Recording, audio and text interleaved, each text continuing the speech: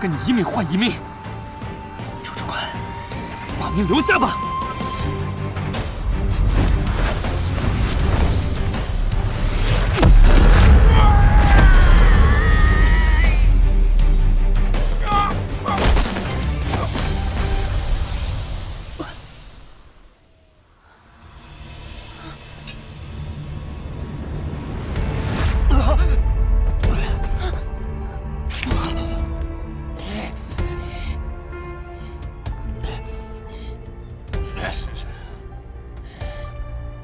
退云长虽说是妇人之仁，但果然名不虚传呐。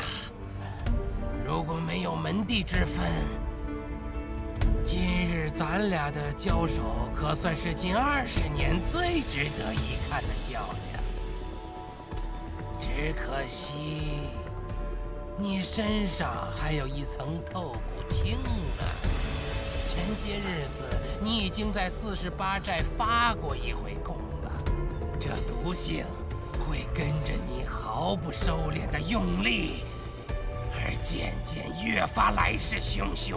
接下来，你就是关节凝滞，血脉堵塞，然后就……这得多亏了连胜，要不然今日我还真从小皇孙身上占不了什么便宜。你敢让他动内力，今日我必定不会让你生离。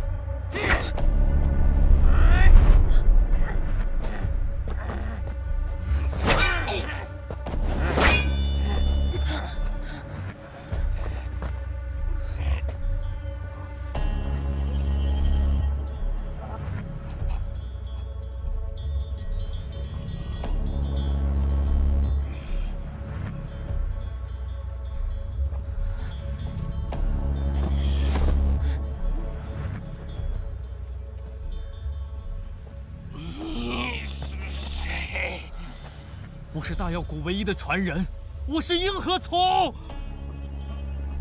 当年我大药谷叛徒连胜，投靠了你们地煞，引得你和沈天树血洗我大药谷。今天我终于可以报仇雪恨了。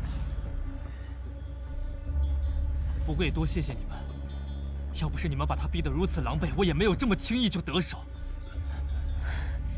硬河从，你阿飞，谢远。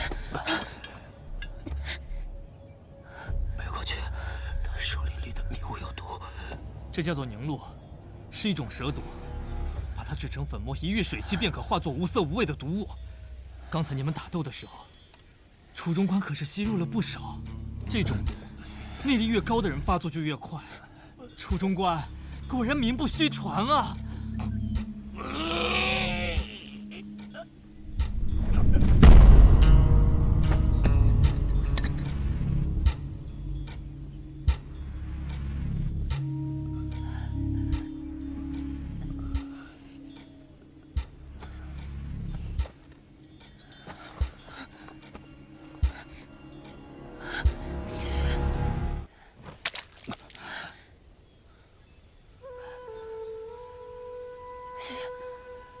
谢远，你，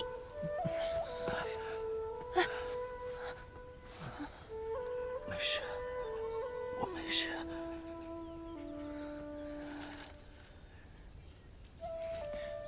这个给你。什么？这是凝露的解药，刚才你肯定也吸入了一些。我知道，江湖中有个不成文的规矩，不论你能力大小，出身如何，只要淬了毒，那就先落了下场。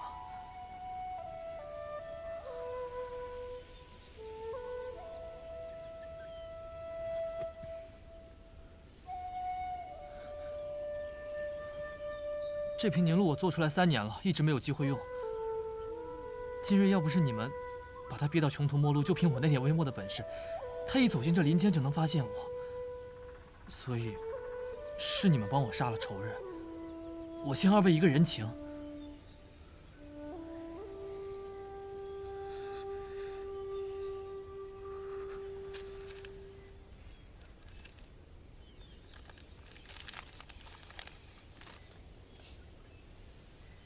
怎么只有一个？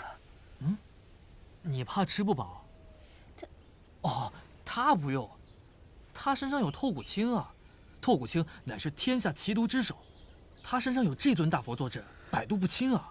别说是吸入了凝露，就是把我的凝露直接装到海碗里给他喝，那也毒不死他。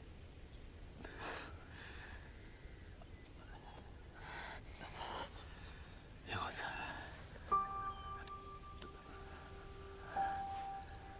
老家能不能用这种尊称说透骨青吗？不过，我先前就同你说过，他时日无多，再加上这次又强行用内力疏通阻塞的经脉，算是毒上加伤，谁也压不住。反正我是没办法。你刚才不是说欠我们俩人情吗？你拿什么还？还，一定要还，但得是我做得到的事儿。譬如你让我解这透骨青的毒，我就做不到。对了，还有最后一法值得一试。距此2里外，有个菩萨庙，你们可以去那儿拜一拜，说不定还有希望。你不是大药国的传人吗？连个江湖庸医都不如，简直是浪得虚名。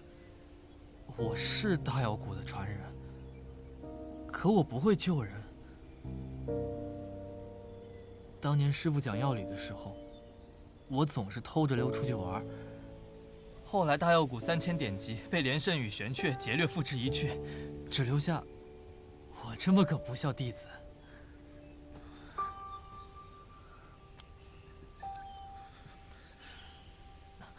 我不是什么药谷传人。你们还有什么事吗？没有，我就先走了。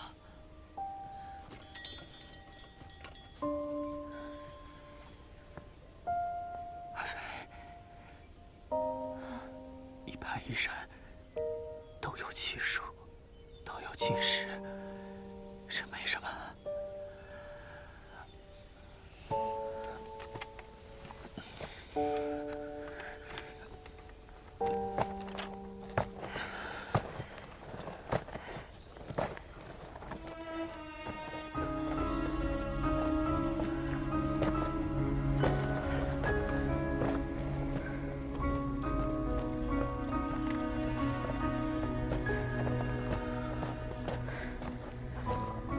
你要带我去哪儿啊？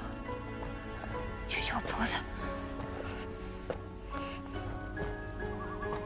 你说，如果你是我，哪怕最终功败垂成，也能比得上你。20年后，还能顶天立地。这话我信了。如今不成就是不成了。你那说好的顶天立地呢？要真是哭鼻子，可就是食言而肥了。闭嘴！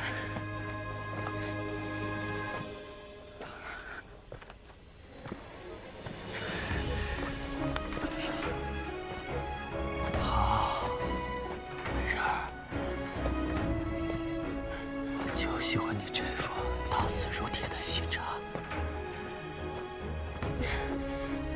你先把我放下来，我想和你说几句话。你给我少说2句。阿飞，很多事情，譬如生老病死，既然已经注定，便是人力所不能及。别说了，不信这个。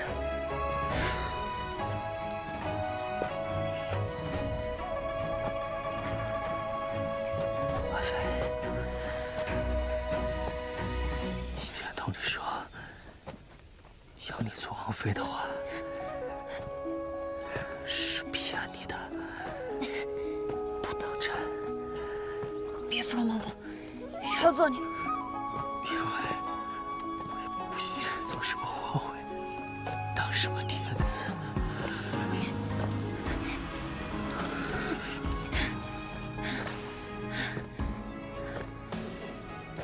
其实我想过，自己会死在何时何地，又该葬在哪里，才能魂归故里。但是这会儿，我不想回什么剑阁，我想跟你去48寨，去个随便什么的地方，生着个山野犬夫，死成个山鬼灵媒，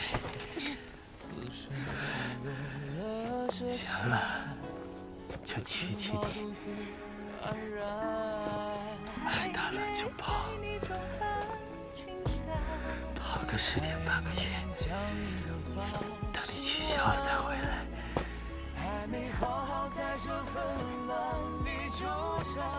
每日受气，也没有怨言，因为你在的地方就是家。江湖险恶，日后难免遭遇强敌。不管你是神功几层，生命几丈，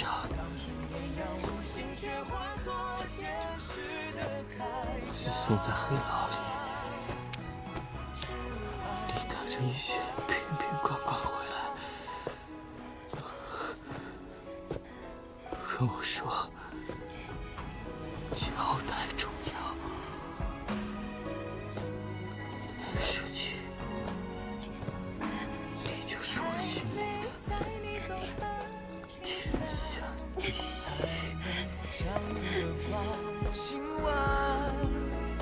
太美好，在这纷乱里纠缠，欠你哪怕都还没还。阿飞，今日暂别，20年后，我仍去找你，要一言为定啊。巍巍江山为你愿把热血洒，管他又是谁的天下。气恨之血飘到哪里才是家？不如让我把你融化。当君烈阳无心，却化作前世的铠甲。是爱无花，江湖与你换取不曾怕，等我替你踏遍天涯。巍巍江山为你愿把热血洒，管他又是谁的天下。气恨之血飘到哪里才是家？不如让我把你融化。当君烈阳无心，却化作前世的铠甲。挚爱无花。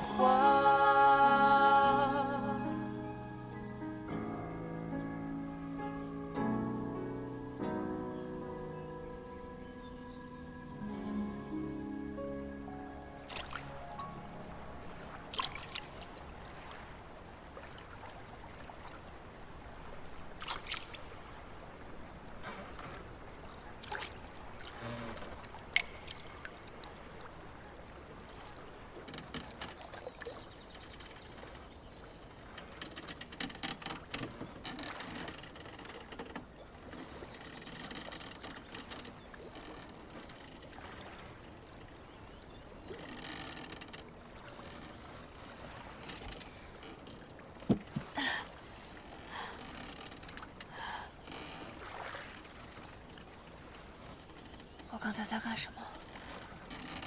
我在哪儿？小姑娘，你的命是捡来的吗？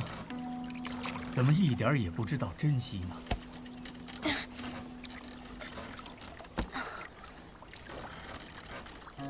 你中了蛇毒，自己不知道吗？兜里就装着解药，偏不吃，怎么？想试试自己能活多长时间，是不是？这说话不正经的口吻，怎么那么像谢大哥？谢大哥，谢大哥呢？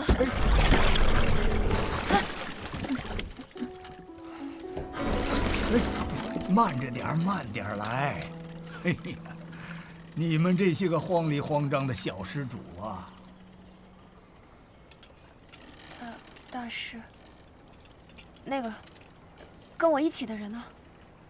阿弥陀佛。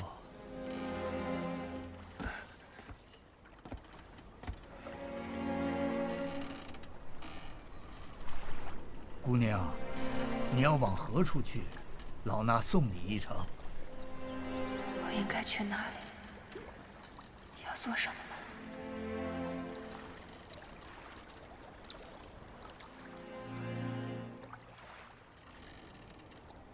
大师，你有酒吗？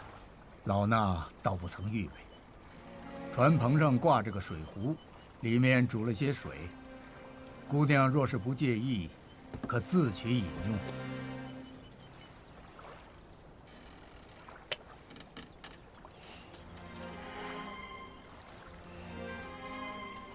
药的味道。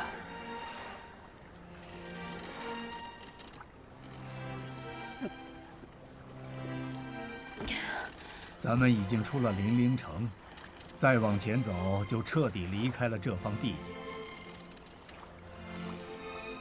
你想好自己要去何处了吗？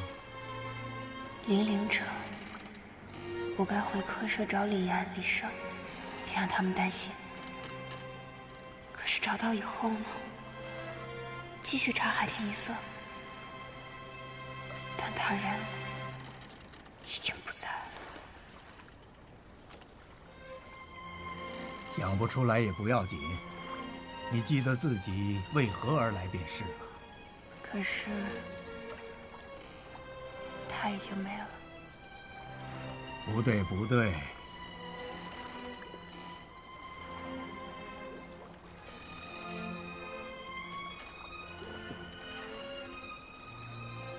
我帮帮您吧。你会划船吗？您教我呗。这玩意儿怎么往前走啊？你再好好想想，你是为什么而来的？想通了，就知道该怎么往前走了。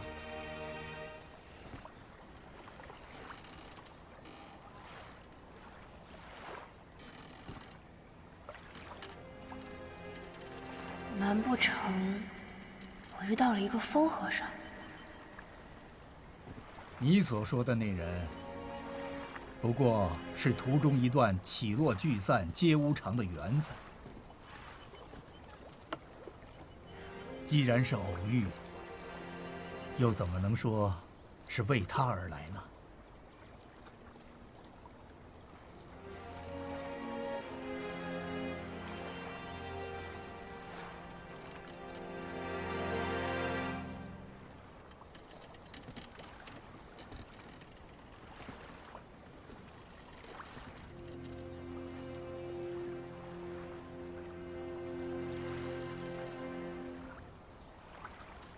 刚开始，我是为了长辈交托的义庄跑腿的事儿上路的。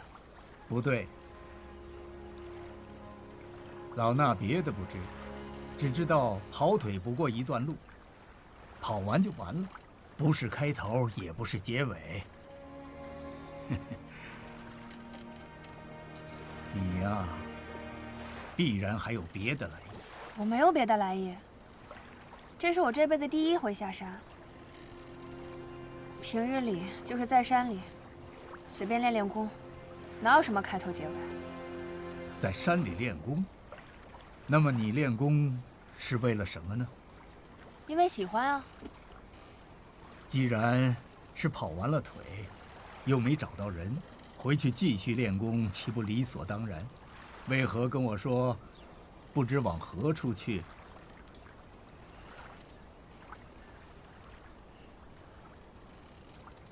你练功是为了什么呢？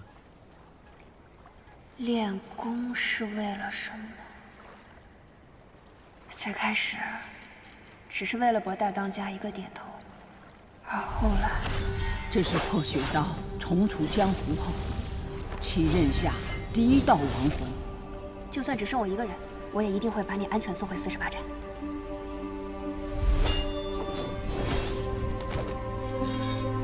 他一出关呐，便遇到了地煞攻打霍家堡。那女侠凭一己之力，力克了地煞，杀了鹿犬煞，一路直奔衡山，冲出了一条血路。到了衡山，引出了青龙主大魔头，斩杀于衡山脚下。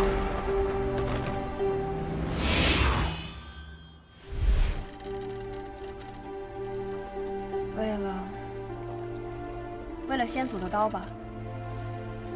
双刀一剑控龙手的故事已经过去了，我们这些不孝子孙，拿着先人留下的刀剑，苟且尚且艰难，太窝囊。我总觉得不该是这样。宁门之后，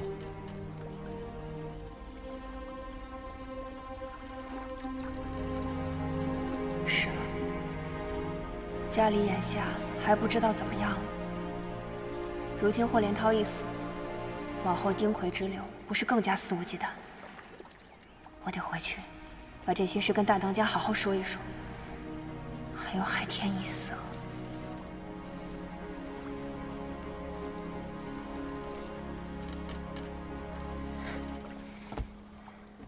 大师，麻烦你送我回一趟零陵城外吧。你去船棚里看看。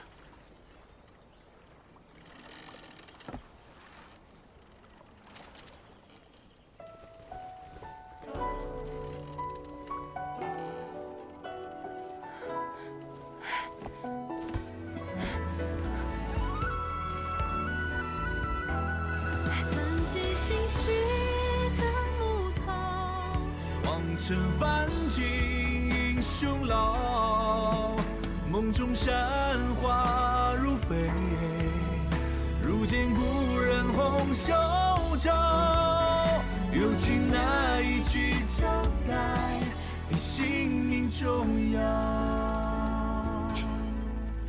不有江湖之约，月不临那庙堂高，只有这虚足够，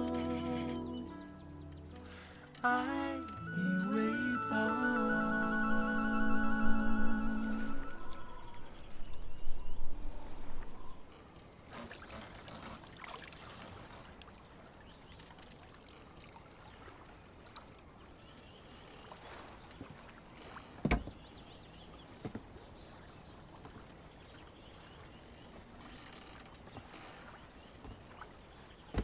大师，他现在这样，还有什么办法吗？老衲只能以银针服以一些药物，来吊住他的小命。究竟该如何驱除这透骨青之毒？我们几个老东西好多年前便开始琢磨了，至今也是没什么眉目。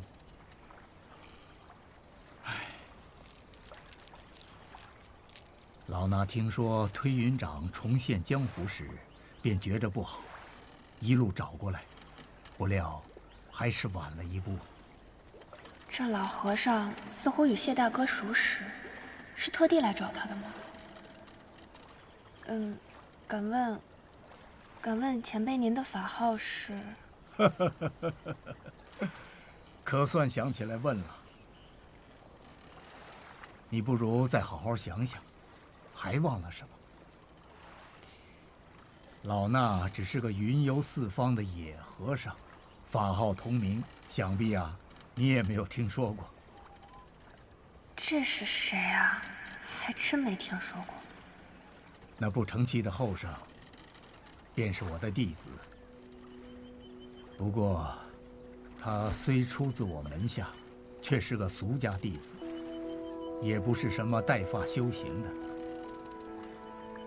他小的时候自作主张剃过头发，只是我知道他一身尘缘，便没替佛祖收他，没人理他。几年过后啊，他自己觉得怪没意思，又自行还俗了。大师，我终于知道他这啰里吧嗦的习惯是跟谁学的了。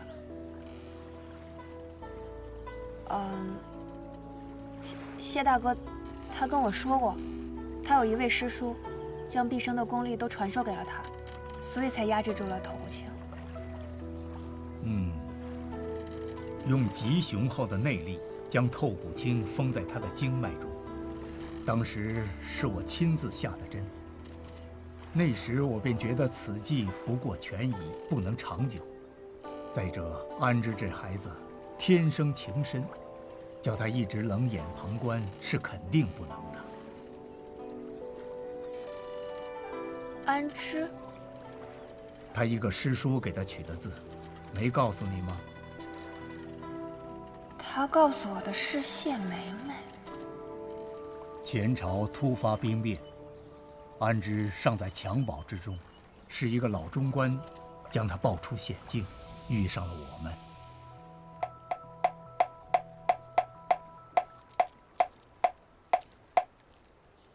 师傅，我为什么不能出家呢？我师父是个大和尚，我就应该是个小和尚啊。遁入空门，是看破红尘。安之，你知道什么叫红尘吗？我看你啊，就是没出息，想逃避责任。我为什么非得要有出息呢？我又不能决定自己是谁的儿子。我要是能决定，就不当父亲的儿子。那你想当谁的儿子？打鱼的、撑船的、挑担的，都可以。这样我就不必读书，也不必练功。等将来长大了，我可以卖力气为生。当个跑堂的或车夫，跑堂的可以耳听八方，车夫可以走南闯北，岂不比现在快活？阿弥陀佛，师父，我说的不对吗？你只看到海边那些卖苦力的娃娃们自在，却不知道他们这一辈子快活的时光只有这几年。一旦身子骨开始抽条，便要替家里干活，挑担的要挑一辈子的担，撑船的要撑一辈子的船，日日起早贪黑，糊口尚且困难，遑论听风赏月。身后一家老小都是石头，沉甸甸的压着你，让你病不起，死不起，只好低着头往前奔。这还是太平年间，倘若有个天灾人祸，那便更惨，夭折的比活下来的多。你知道他们心里在想什么？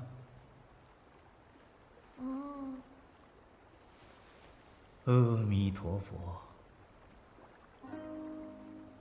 他们在想，我为什么不是公子王孙？那些女娃娃们更苦，幼时祈求父母垂怜，不要将骨肉发卖；挣扎着长大出嫁，要祈求婆家垂怜。生死祸福全部由己，这是生而为人，拖上了牛马的命。你又知道他们心里在想什么？生老病死，此乃生之苦。凡人奔波半辈子，都是为了挣脱娘胎里带来的命。哪是那么容易的？你单知道自己的苦处，却没见过别人的命啊！师父，世上可有不苦的吗？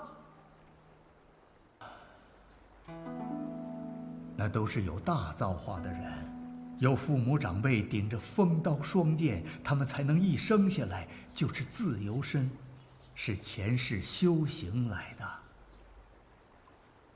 你我没这个福分。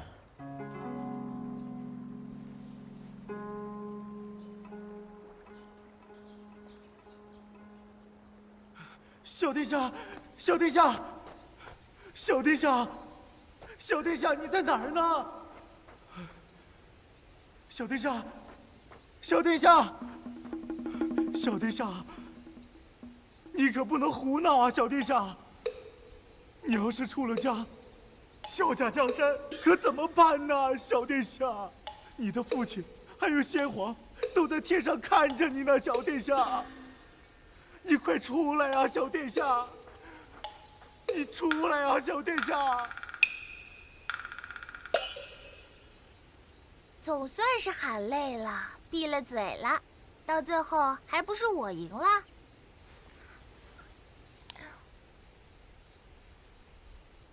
王中官，我给你带点野果子润润嗓。王中官。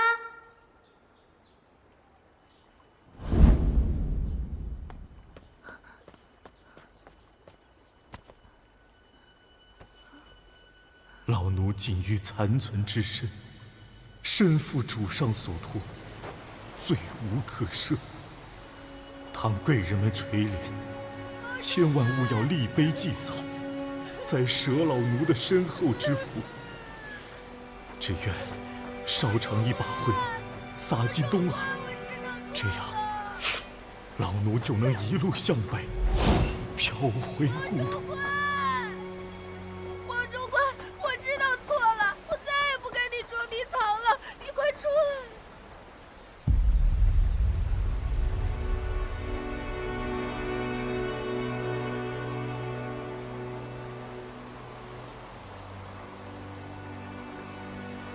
你别吓唬我，你过来好不好？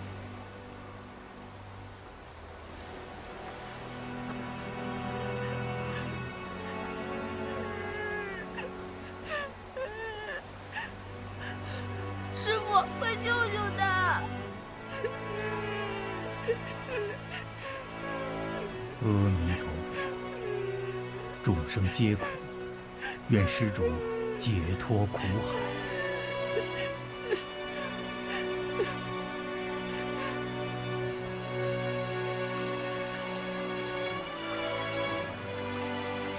自那之后，他就仿佛变了个人，学文习武皆是一丝不苟。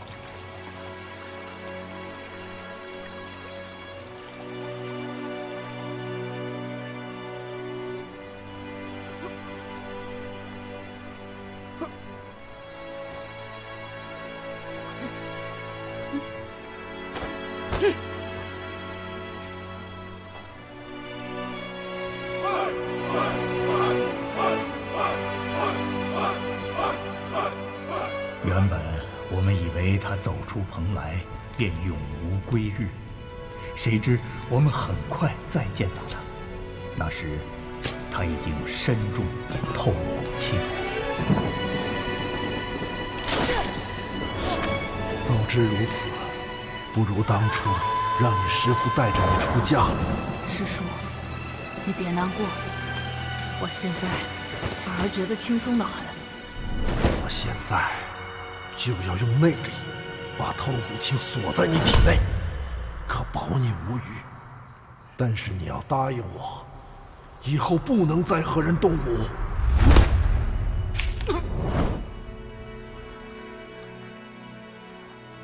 怪不得他总说他自己这条命来得不重不小，可这些哪一样由得了他呢？姑娘，那确实有些事要劳你相助了。不过这一日你经历了大喜大悲，心神不定的，不妨稍歇一会儿。这事儿啊，也不急在这半日。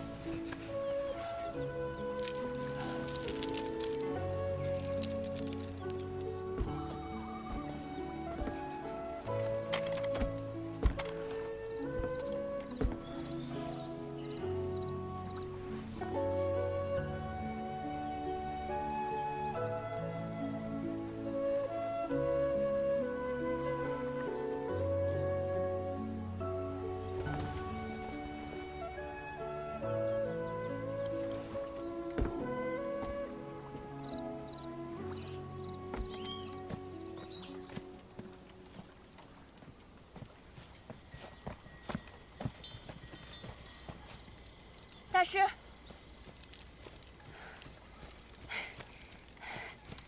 大师，他现在这样，当真没有办法了吗？透骨青之毒，天下至寒。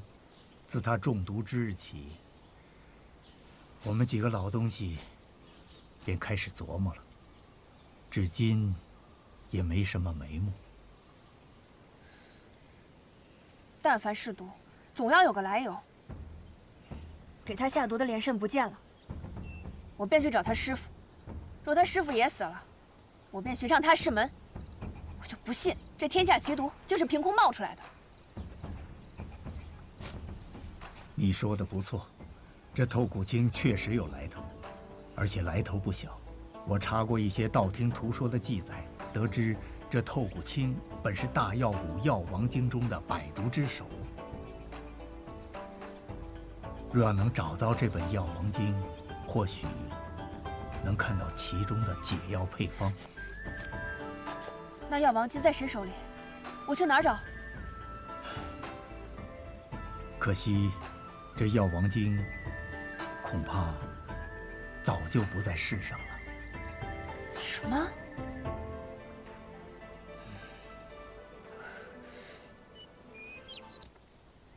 此事说来话长。药王经的作者名叫吕润，也是一位天纵的英才，一生穷尽读术医术，写成了这本《药王经》，是大药谷的镇派之宝。只可惜，在那场浩劫中，付之一炬。种瓜得瓜，种豆得豆，世间万物皆有因果。这事儿，怪不得你是安之的命，也不应该抱用到他头上。这种因果，我不认。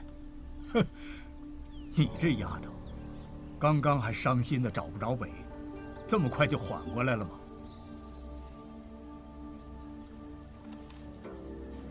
既然大师出手了，就说明还是有希望的。否则您不会对我说这一番话，对吗？你心地纯良，难得对贪嗔痴之苦却看得这么透。大师说笑了，只是我贪的东西和他们不一样罢了。这小子总说他命不好，我看未必。大师，您跟我绕这么大一个圈子，现在总该告诉我，您所托之事是什么了吧？我不日便要带他回蓬莱去了。若要救安之，老衲只能先用三味汤吊着他的性命。三味汤？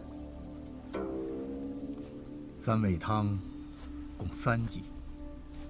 老衲这些年在中原行走，就是为找些散落各地的驱寒圣物。如今已经配出了第1味，待他回到蓬莱后，就给他喝下，能暂时保住他的心脉不冻结。3个月内，再喝下剩下的2味汤，或许他还有机会醒来。可这药引要用天下炙热的毒药来以毒攻毒，这东西可遇不可求啊！实在不知是否能寻到，只能看缘分了。那他喝了是不是就好了？3味吊命，只是治标不治本。老衲实在是才疏学浅，翻遍药典，也只能想出这权宜之计。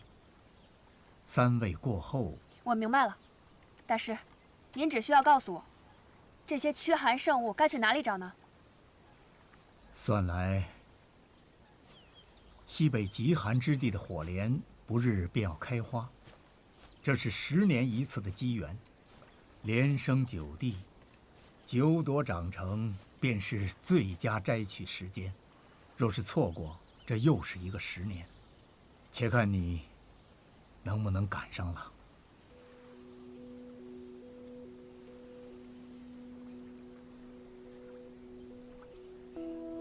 火莲我一定拿回来，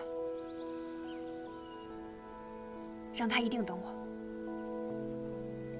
丫头，你有没有想过，即使踏遍人间，最后依然可能遍寻不到，结果仍是一场虚妄。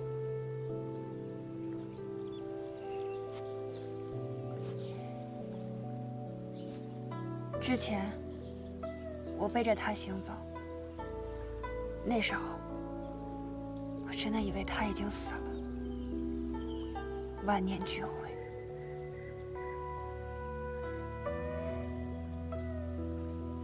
但是现在我知道了还有解救他的方法，纵然很艰难，但那也是一线希望，不是吗？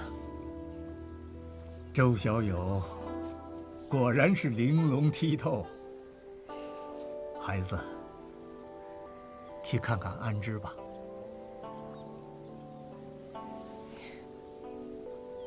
不，等我拿到火莲再来看他。嗯。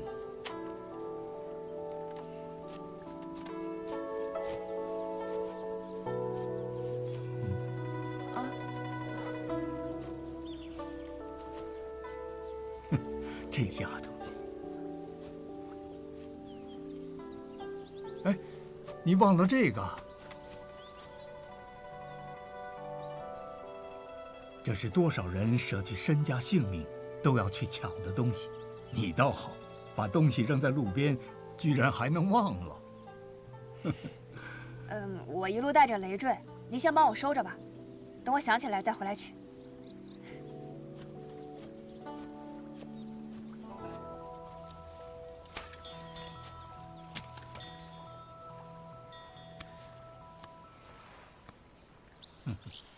年轻人呐，真是不同寻常。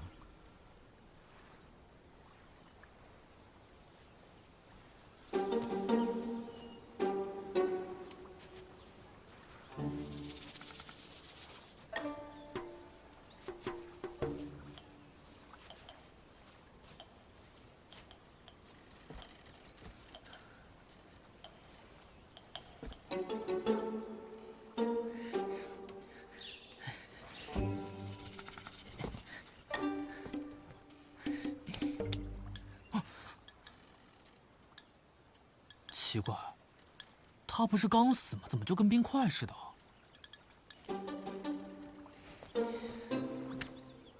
谢兄，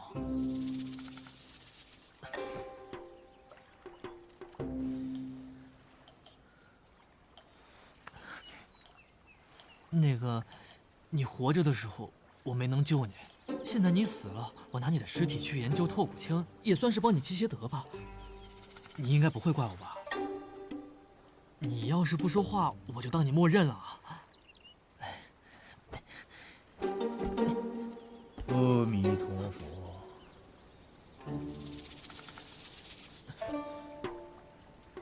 大师，您别误会啊。小友，我的徒儿，还是我自己管教为好。啊？死人您都能管教？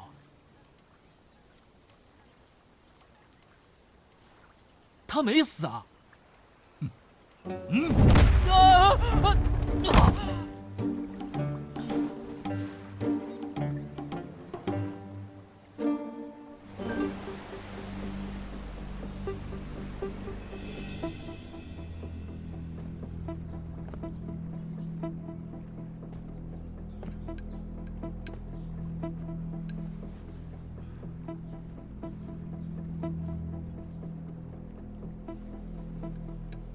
好了，刚刚输完真气，服了这副药，总算是暂时保住了他一条小命。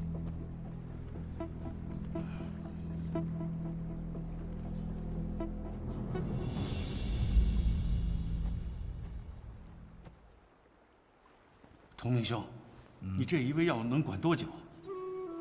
目前看，最多1个月。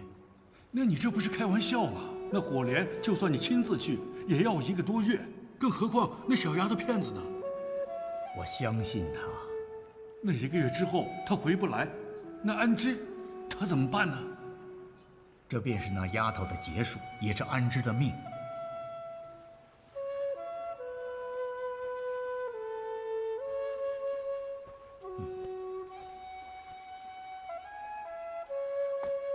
三位吊命，能逼出他身上那最后一点生命力，叫他不至于无声无息地变成一具冰冷的尸体。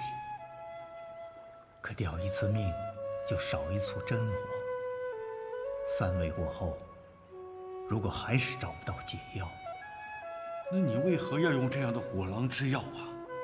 透骨青全靠他身上那点内力相抗，一旦人衰弱下去，那就彻底没救。就算找回了药王经，也是无用。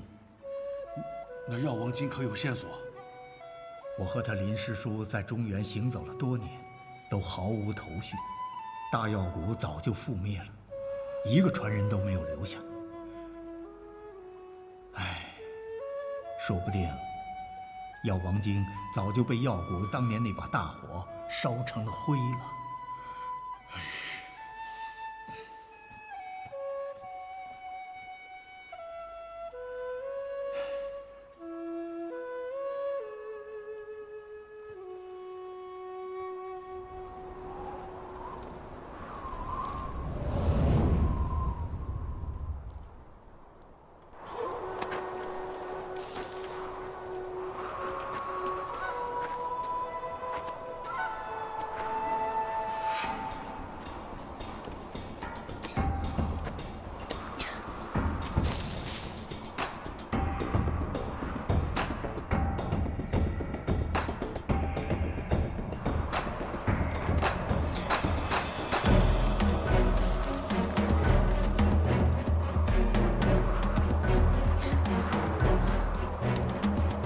大师说的没错，那火莲就该在这雪峰的最高处。我必须成功，他等不到下一次。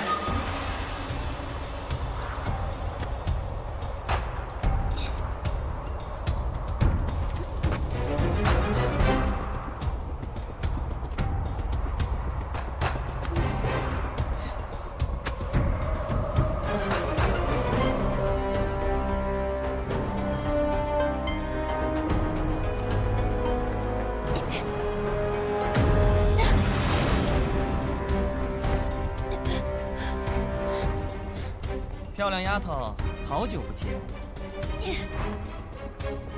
上次灭煞大会匆匆一面，也未来得及叙旧，你便没了踪影。你这么匆匆忙忙的离开，是去做什么去了？关你什么事儿？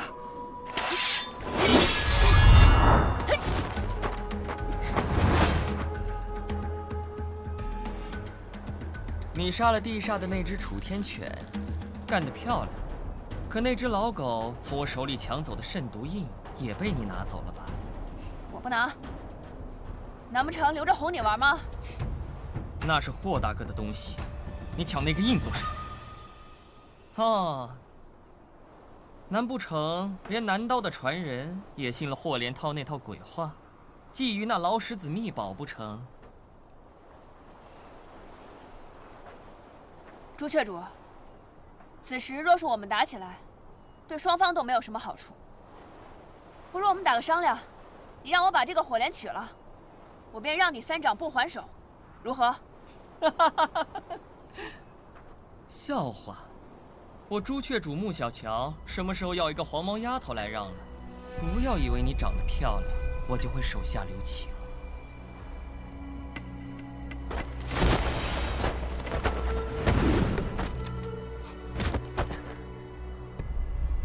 连升9地，10年一开，9朵长成，便到了最佳摘取时间。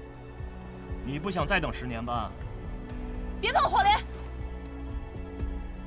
想要火莲，拿肾毒印来换啊！你又是个什么东西，也敢来抢肾毒印？难道朱雀主不想要吗？不如我们2个联手，问他要。我还就告诉你，在这雪山之上，没有人可以斗得过我陆天旷。哦，地煞雪狼陆天旷，别来无恙。可笑！拿到了圣奴印之后呢？难不成一分两半吗？看见地上我就恶心。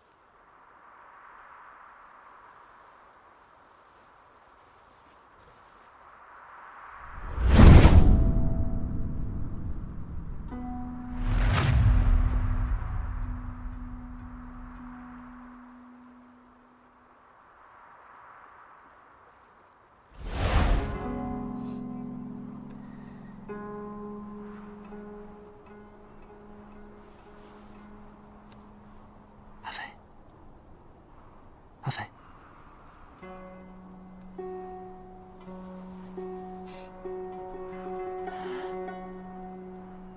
真是一日不见如隔三秋啊！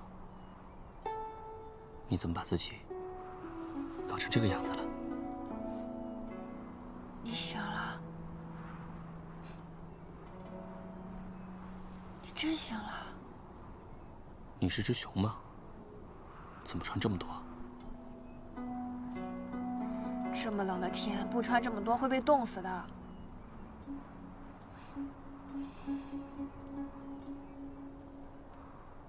对了，火莲呢？我还是没有找到火莲。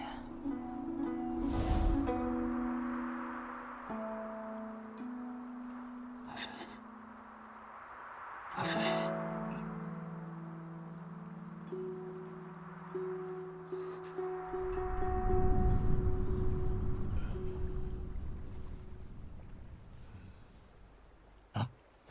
安之，安之，他方才说什么？阿弥陀佛，可怜安之这孩子，还是情深缘浅呐。安之，安之，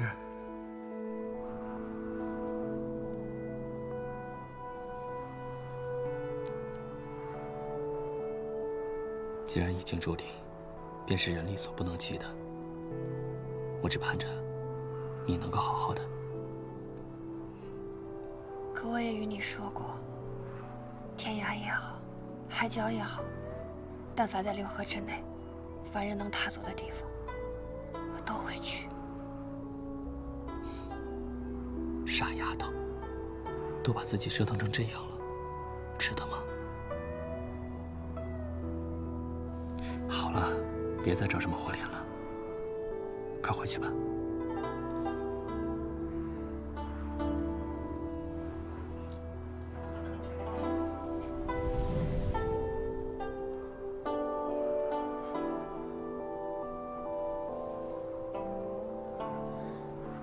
值得呀。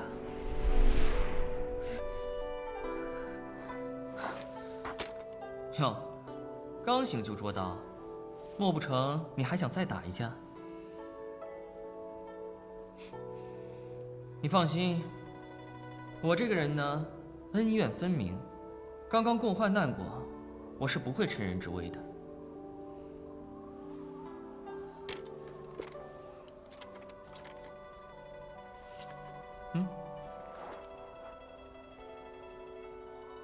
这是什么？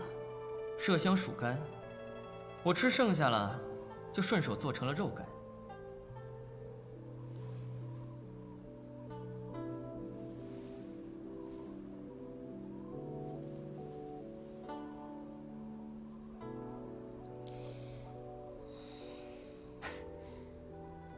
这年头有肉吃就不错了。你这顿不吃，就算有力气能跟我打架，也挨不过这接下来的风雪。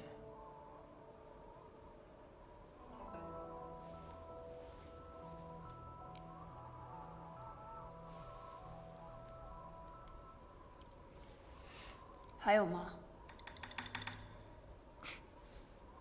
你倒想通的挺快嘛。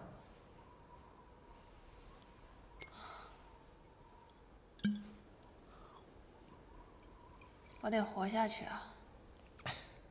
哟，刚刚你孤身上雪山，为了那火莲连命都不要了，这会儿子怎么又开始惜起命来？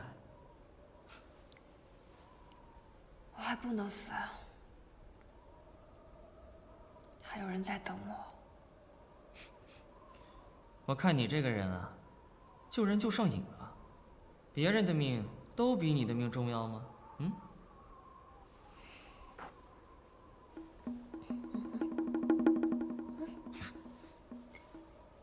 没大没小的野丫头。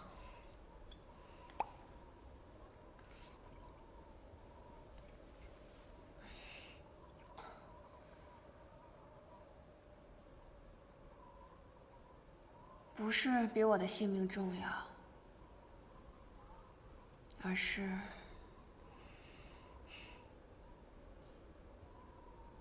你有没有过那种，你愿意付出一切，就只是为了能让他再和你说一句话的感觉？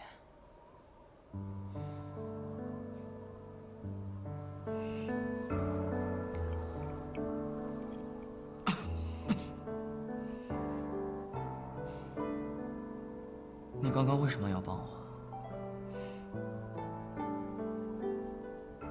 我只是觉得你武功好啊，这么好的武功应该练了很多年吧？就这样不明不白的死在雪山上，挺可惜的。这全天下的人，恐怕都巴不得我早点死，只有你，恐怕是唯一一个觉得我死了可惜的人。其实你是我下山之后遇到的第一个高手。你哭庄唱的挺好听的。是吗？要不要我给你唱一段？我怕我会哭。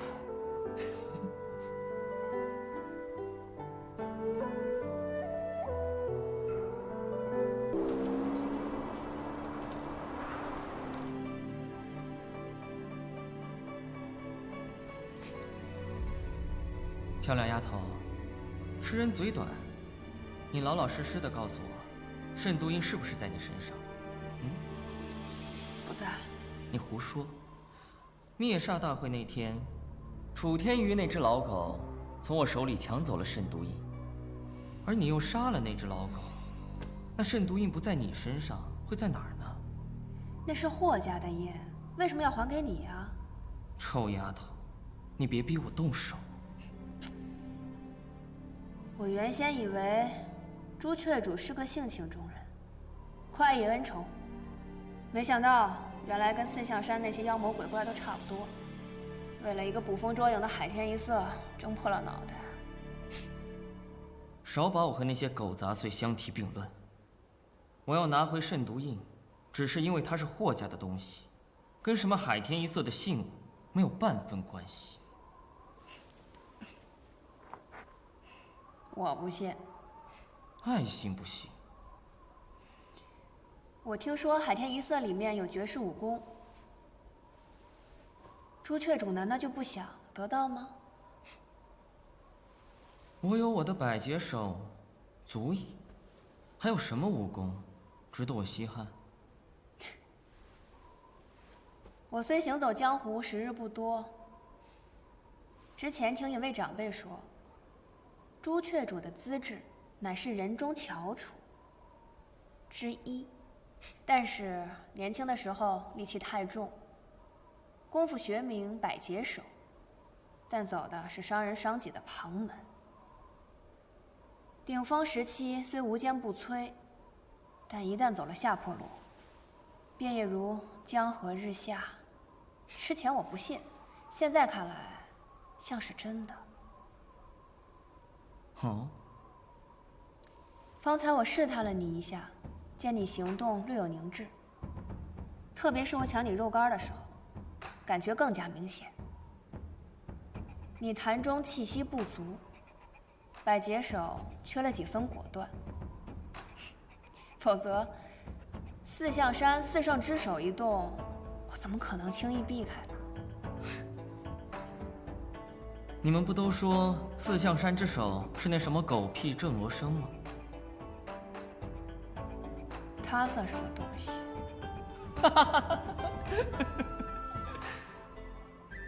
漂亮丫头，你这是在奉承我呢，还是在吓唬我？嗯？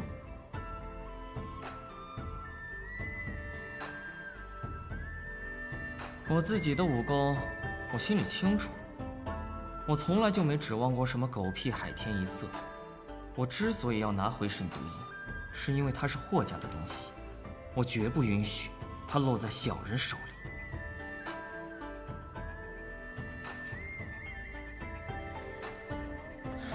雪快停了，朱雀主，出了这个门，我们还是要打一架的。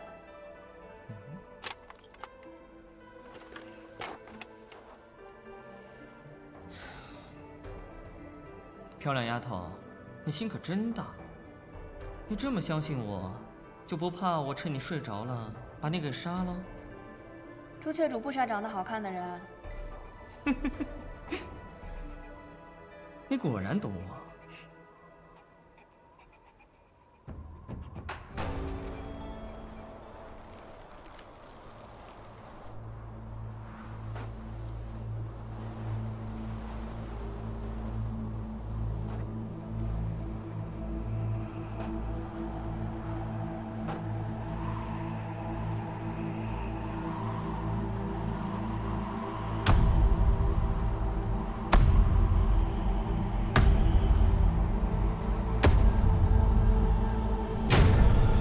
对他那么重要，他们不会离开的，应该还在附近。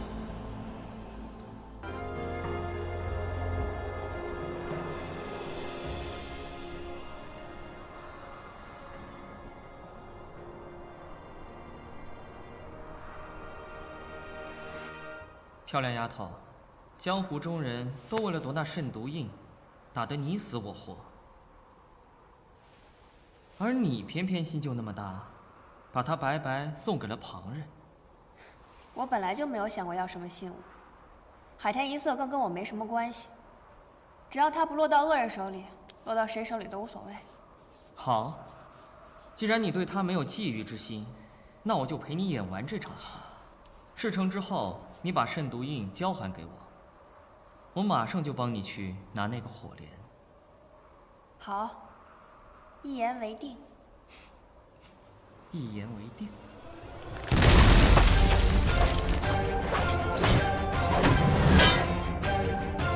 死丫头，你要不想死的话，就把圣毒印交给我，不然我就杀了你。想要圣毒印是吗？自己去拿。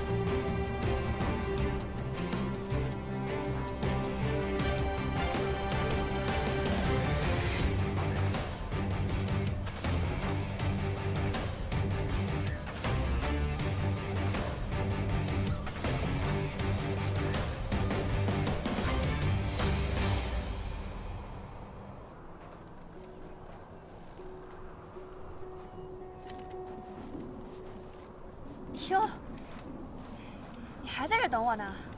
没想到你这么听话。马是最赤诚的，万物皆有灵性，更何况马是最忠心不过的。只要你对他好，他便对你生死相许，不离不弃。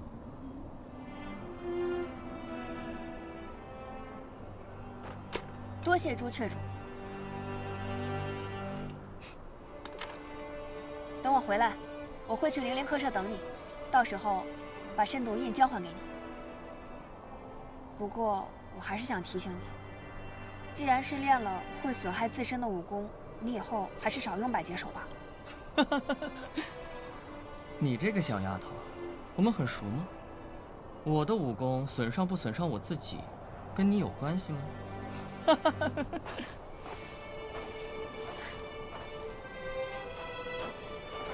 喂，漂亮丫头，这可是我最后一次相信别人，你可千万不要骗我，嗯？嗯。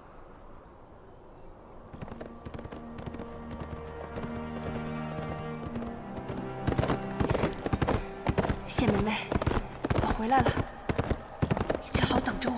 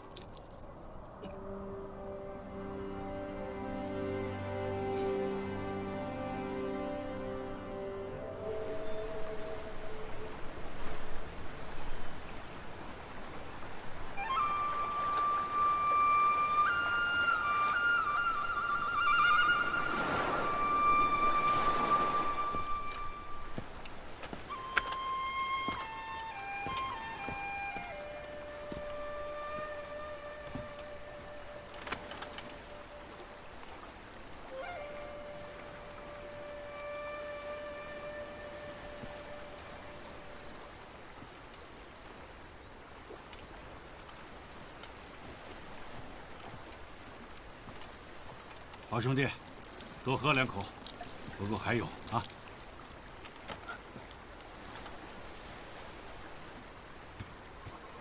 姑娘，你是周肥姑娘吧？你认识我？安之这孩子，在昏迷的时候啊，都念着你的名字呢。找到了。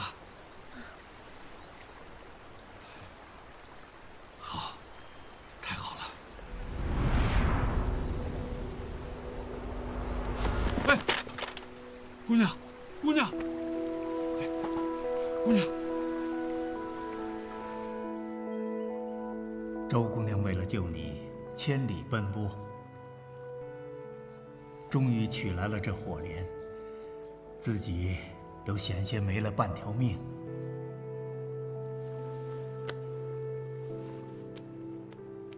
哟，这么亮。不过你放心，他平安无事的回来了，就是累坏了。大约是老天在上，也怜惜你的过往，叫你命不该绝，还遇上了周斐这样的好姑娘啊！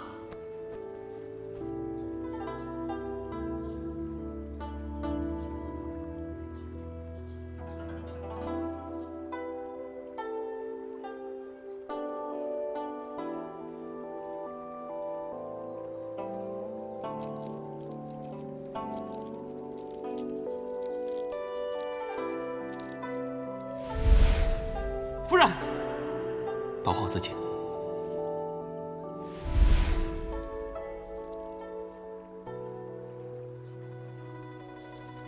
算来你也该醒了，只是可惜啊。可惜？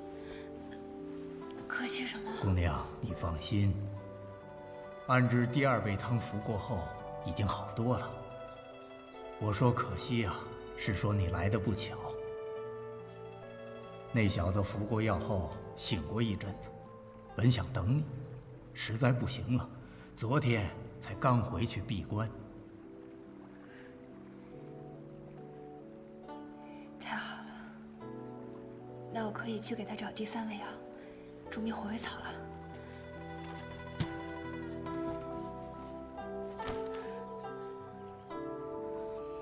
莫急，筑明草罕有人见。据说，是生长在南疆酷热之地。据蓬莱，尚有1000里之远呢。南疆是小药谷的方向吗？不错。那杨锦既然是小妖谷的掌门，想必知道点什么。就算他不懂，也还可以去找硬核丛打听。丫头，你就是再急，南疆10天半月之内也是到不了的，不差这片刻时光。既然准备赶这么远的路，还是养好自己的身体吧。看看你，这是多久没合眼了？再好的底子，也不能这么糟蹋呀。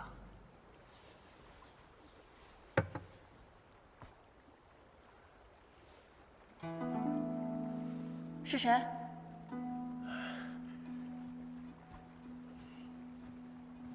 这小子，别的不行，这眼力是真不错呀。看看，骗来一个多水灵的姑娘，字书可曾读过？五经喜欢念哪一篇呢？我都没读过，不过我爹教过我千字文，要不要我背给你听啊？这不行，卓丫头，你如果再学不会知书达理，可别想进我家门了。哎，你这人真奇怪啊！我又没读你家书，又没吃你家大米，跟我这冲什么淡呗？这个说来惭愧，传说中的蓬莱仙其实有4个人，除了他已经过世的小师叔，到如今剩下一个我，和这个热爱误人子弟的林夫子，还有一个呀，便是救你进来的那位老渔夫了。听见没有？我是你师叔。你是谁师叔？我可没有你这样的师叔。哎，好好，现在先叫你嘴硬，早晚你得承认。我的刀呢？放肆！目无尊长，没大没小。哎，你们48寨是怎么教的孩子？怎么你和你的妹妹一点都不一样呢？你见过我妹妹李大壮？她是不是闯什么祸了？胡说！那么乖巧伶俐个小姑娘，能闯什么祸呀？哼，真是乖巧伶俐。你确定你说的是48寨的李岩？啊！可惜我还是来晚了一步。护送地图的刘有良，最后还是没能保住秘密。我和朱雀主有约定，他助我拿到雪莲，这次我定要把那慎毒印交予他。这万人抢夺的海天一色，究竟是什么东西啊？大师，你们知道吗？这个原本这该由安之来告诉你，但现在你若着急知道，可以去问问你的父亲甘棠公。问我爹？等你见了他，自然就会明白这一切的来龙去脉。哦，你还是见见安之那小子再走吧。我不见了。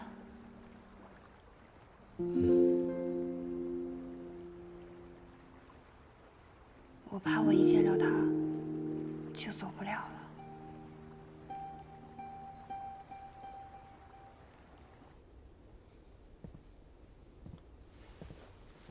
甘棠公，多谢了。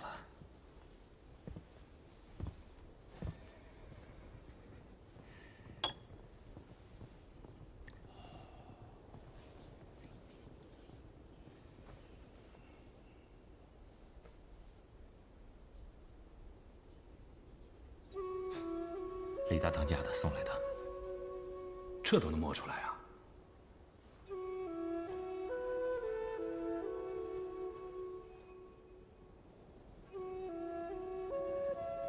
见笑了。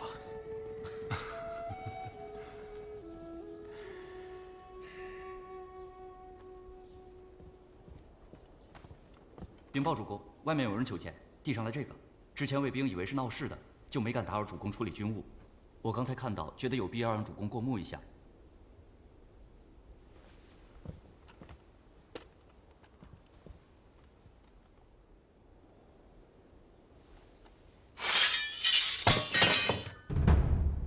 什么人这么放肆？啊，没事，叫他进来。哎，是。这边没事了，你去忙吧。是。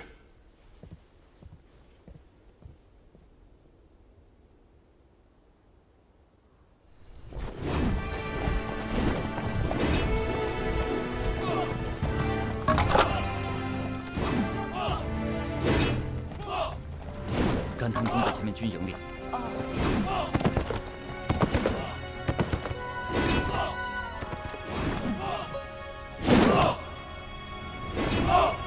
将。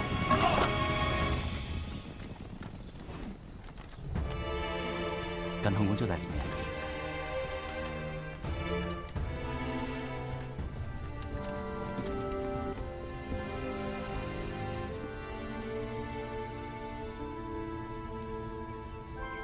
阿飞，爹，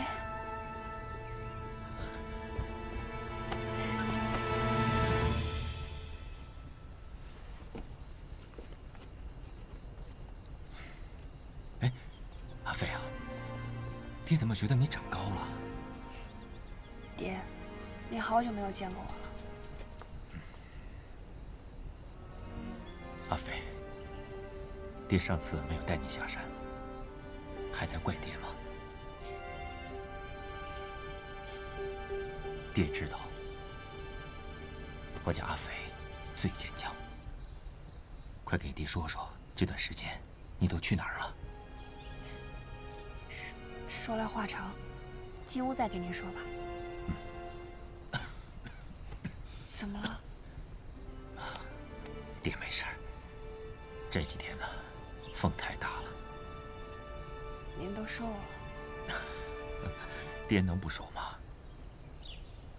这边不像山上，那边有你娘亲自给我打的野味，采摘的时蔬，这边什么都没有。你还穿着娘给你做的这件破衣裳呢？哎，这可不是破衣裳啊，你娘做的衣服啊，最暖和。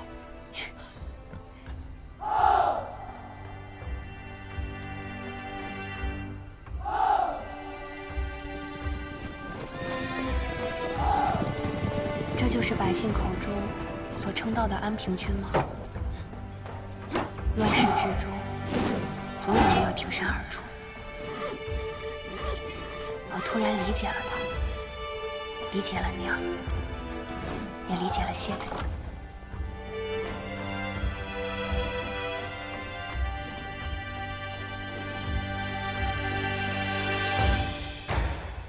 来，爹送件礼物给你。爹，一见面就送见面礼啊？你这丫头。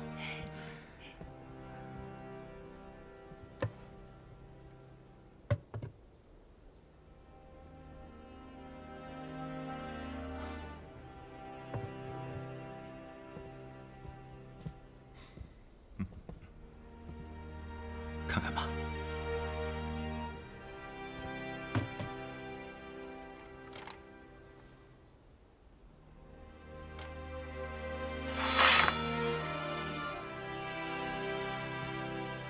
这把刀叫碎遮。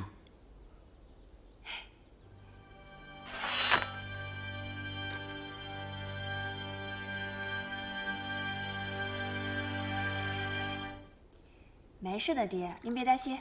江湖上一般的人物早就已经不是我的对手了，地上我也遇上不止一回了。还是爹对我好，知道我一直缺刀用。其实爹啊，一直想给你找一把顺手的宝刀。可是这么多年江湖动乱，这世上留存的宝刀已经越来越少。我也托很多人找遍了这上古宝刀，可是适合你的却极少。留下来保存完整的，要么就资质平庸，资质不平庸的又往往带着不祥的传说。直到我遇见了他，哎，爹觉得有意思了。这把碎遮呀，并非出自名家之手，因为他的锻造者吕润，生前只留下了这么一把刀。这个名字听着有些耳熟啊。相传吕润是鬼谷的最后一位门生，精通兵法、医术还有武功，是前朝的一位大有名的人物。吕润将他毕生所学呢，传给了3位弟子，一位呢成立了大药谷，一位开创了奇门，而他最小的一位弟子学习了兵法，入了仕途。相传这黄沈边就是他的传人。黄沈边。哦，我想起来了，吕润，药王经，大药谷的药王经。没错，就是吕润所作。黄沈边也是他的徒孙。爹，黄沈边是不是跟海天一色有什么关系啊？您知道海天一色的秘密是不是真的？阿飞，这海天一色的信物，你见到多少了？如果说海天一色信物是水波纹的话，那我见过48寨的金镯子，殷沛的山川剑鞘，还有吴楚楚的长命锁，还有霍老堡主的慎独印。这么说，你离开起海天一色，又往前跨进了一步。我只是想知道这究竟是个什么东西，这4个字仿佛阴魂不散地缠着我，每次他一出现，就牵扯我身边这么多条性命。舅舅，陈飞师兄，纪大侠，还有谢雨。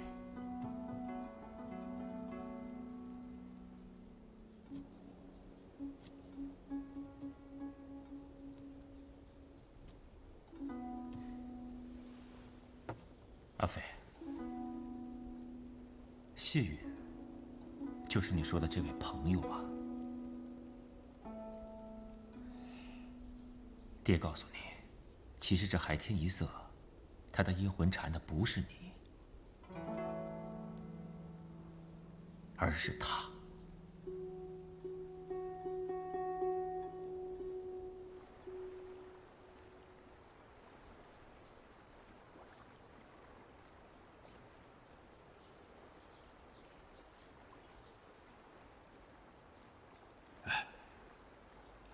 怎么样了？暂时稳住了，但寒气早已入骨，五脏六腑都快被冰封住了。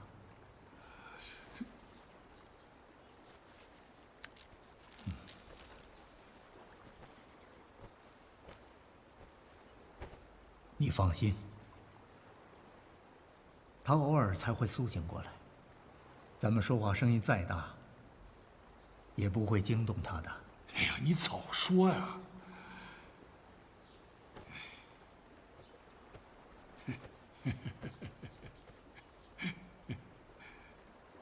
你笑什么？你说这臭小子要是病好了，会不会像上次一样偷偷跑出去，搞得鸡飞狗跳，一片混乱啊？少年心性嘛，有谁愿意陪着咱们几个老头子？留在这鸟不下蛋、狗不叫的孤岛上，啃干馒头呢？可是人家的孩子在外面没钱花了，早就回来了。哎，你说他没钱了也不回来，到处乱跑。他从小锦衣玉食，什么盘缠银两，他完全不懂。哼，这样也好，未碰过壁，又怎会懂得人间疾苦啊？也是。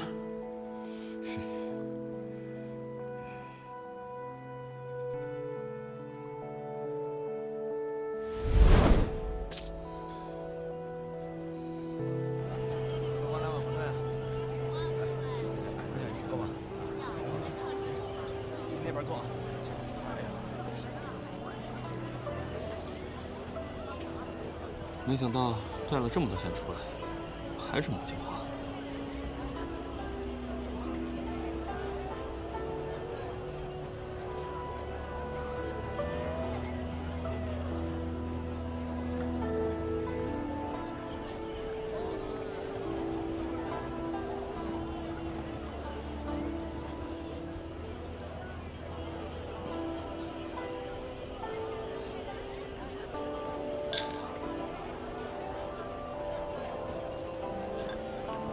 这么多钱，谢谢谢谢谢谢。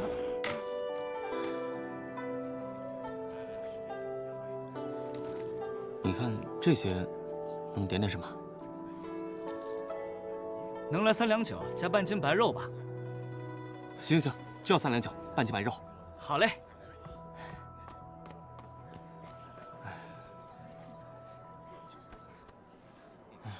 这最后的盘缠也用光了，往后怎么办？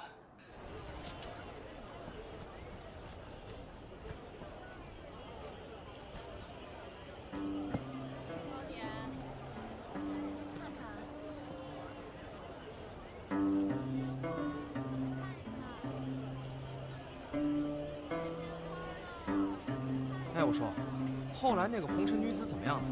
有没有跟那个名门公子在一起啊？好着呢，哎，都找了小妾了，在家里都相夫教子呢。切，什么玩意儿啊？啊，这能在一起吗？哎，什么呀？真是！哎，给点赏钱，哎，给点赏钱，给点赏钱呢你，你们这些人呐，听完了就跑，哎，简直是！哎，老人家啊，我说你这个故事讲的也太随意了吧？你也会讲故事？我说啊，你口中的那个名门公子，本就应该是一个风流的主，怎么可能会因为红尘女子而性情大变呢？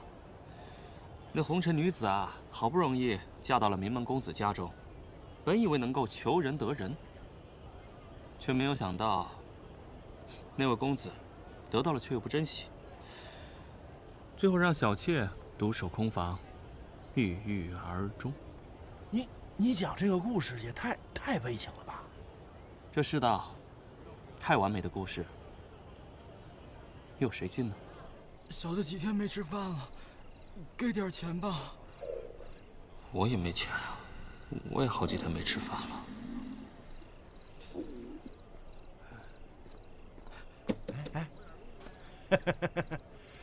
你白天啊帮了我的大忙了。啊？哎，你给我改的故事啊很受欢迎，让我大赚了一笔。我卖艺这么久，从来没有得到过这么多的赏啊！你呀，要是想赚钱的话，可以试试写词作曲，啊。写词曲也能赚钱啊？对呀。哎，据说有个神秘的戏班，叫羽衣班。行，好了，公子。你要把曲和词写好的话，他们会给你派漂亮的姑娘来跟你讨要，还有更多奖赏哦。行，那我去试试。哎，好啊！天哪，天哪！写词曲也能赚钱啊？可以啊。哎，谢谢公子，谢谢公子。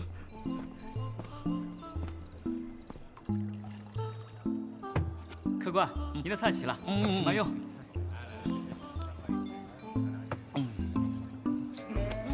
起来！你出门就碰见你挡道，真他娘的晦气！小的只是在门外小憩，并非挡在门口讨嫌。哎，大哥，没什么大事，消气儿，别打了啊！臭小子，关你什么事儿？人家不就想讨口饭吃吗？你不给就不给，干嘛还打人呢你？要饭的出了老子的晦气，你还想打抱不平？就你一个人啊？想打抱不平，倒也不是不可以。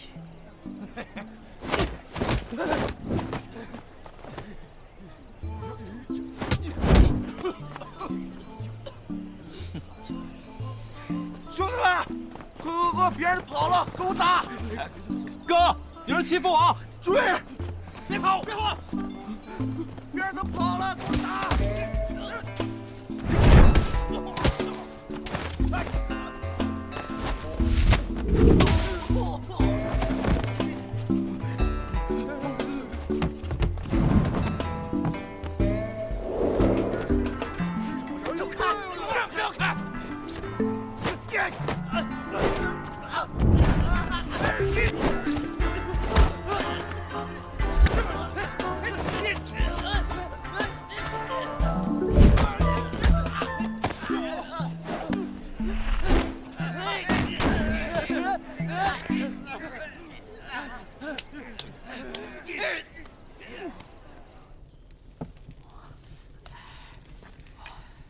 香啊！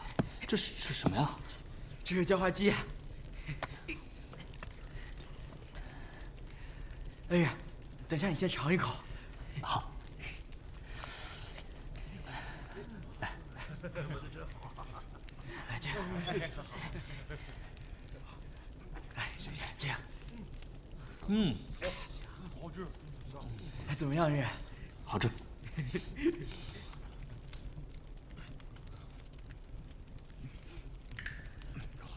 真香。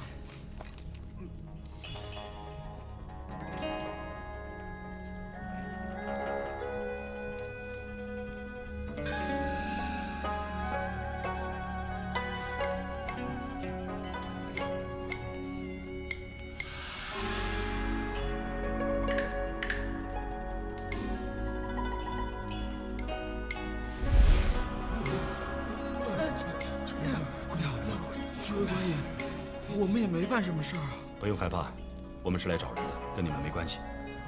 进去找找。是。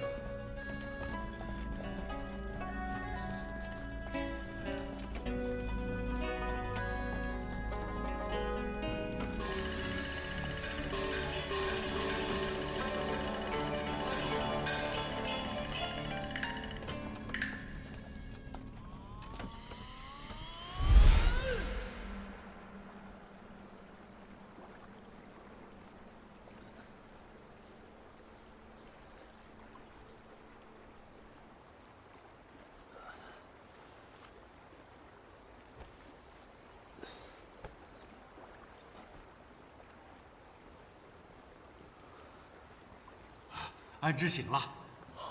哦。哎，小心，小心！啊，慢点。安之，你身体太虚弱，不能乱动。我刚才梦到阿飞来过。是啊，阿飞姑娘确实来过，给你送完药，取走了肾毒印，便离开了。他以前对海天一色不闻不问，拿走肾毒印做什么？阿芝啊，在你昏睡的这些时日，真是天翻地覆啊！你不知道，刘有良现世，海天一色恐怕要重启了，江湖上又该是一片腥风血雨了。顾不了这么多了。师傅，这次我还能醒多久？还能等到阿飞来吗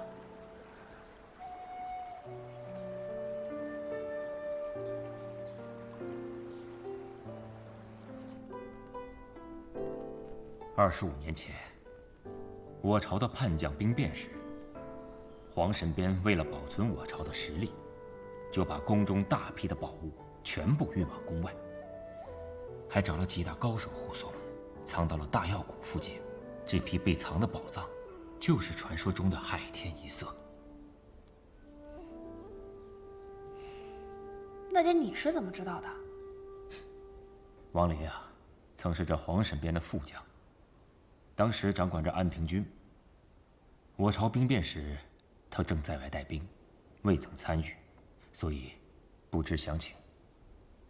后来皇神鞭身死，这海天一色的秘密，不知为何给泄露了出去，这才有了最后的殷温岚身死，大药谷被屠。王陵这一生一直想找到这批宝藏，以作复国之用，只可惜啊，苦于没有线索，无处可寻。王林身为副将，他都不晓得全部线索，那地煞这些人，怎么会比他更清楚呢？因为地煞中的沈天树曾经是我安平军的人，所以啊，现在弄得江湖上人尽皆知，这海天一色的秘密都算不上什么秘密了。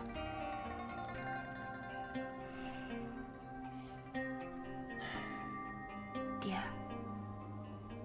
海天一色的秘密到底是什么？难道真像他们说的那样，可以逆天改命吗？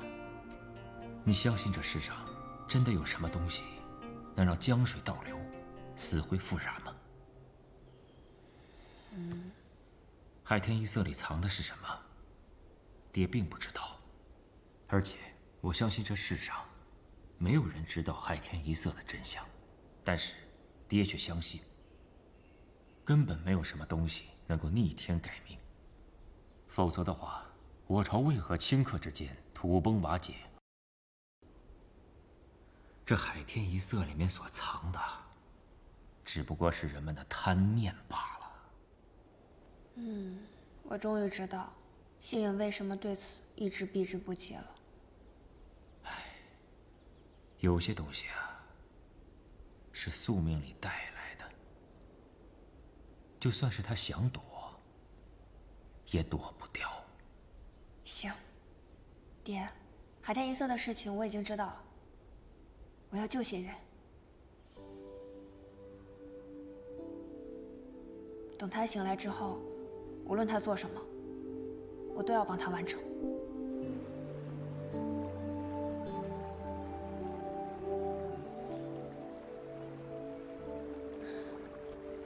慢点下啊！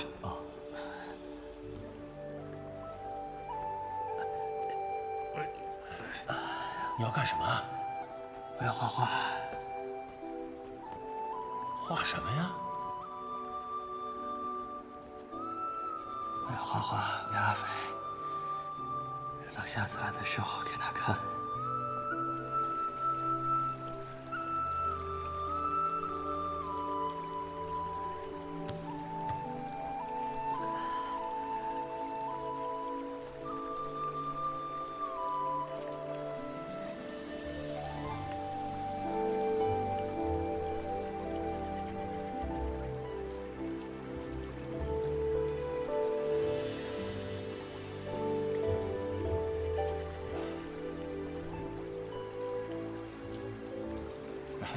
我们走吧，我们走吧。哎，走走走。